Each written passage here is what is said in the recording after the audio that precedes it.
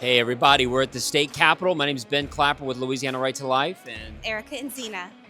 today was a busy morning at the state capitol.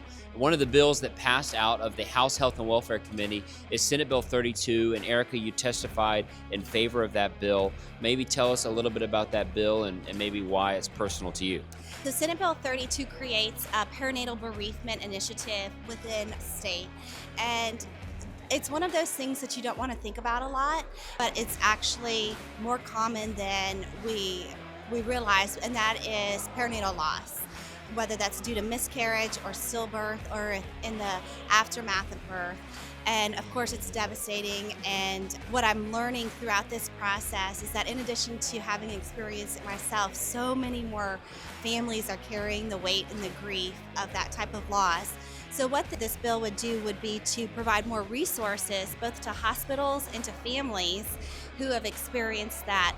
And one of the things that I testified about was the practical aspect of the training that hospitals could use in meeting families in those very sensitive moments.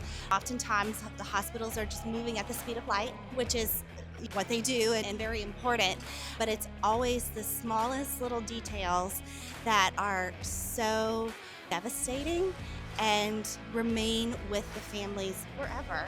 And so that's one of the things that it would do. Another thing that it would do would be to encourage the use of cuddle cots, which a lot of people don't know about, but these are cooling cots that allow for families to have a little bit more time with their deceased baby than they otherwise would have. At some point, the baby has to be taken away, but the cuddle cots kind of prolong the time that families can spend with their babies.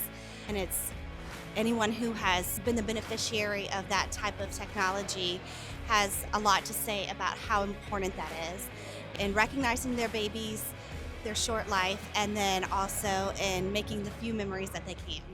So very exciting, led by two great organizations, people who are very passionate about this because, again, they have experienced it. And we know that that's often where a lot of these initiatives come from the devastating experience that people go through. So. Well, you did a great job testifying, sharing your story, sharing your heart today. It's such a difficult topic, but one that's got to be talked about. And thanks for advocating on behalf of that here and sharing your story.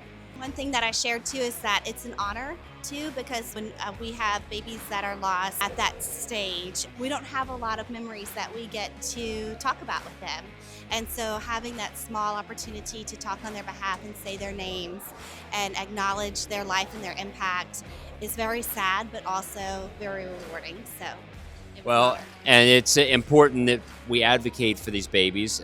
Every life is precious, and that life that's lost there, that baby deserves dignity, and this bill helps continue to provide more dignity to those children who are lost in utero or shortly after birth. So, well, and that's Senate Bill 32, and we're happy to continue to support that legislation. It now goes to the House floor, which is the last step before it goes to the governor's desk. So it is, I think, it's on the way to the governor's desk. It's well on its way. Very good. Well, here at the Capitol, Ben Clapper, Erica Inzina, thank y'all so much.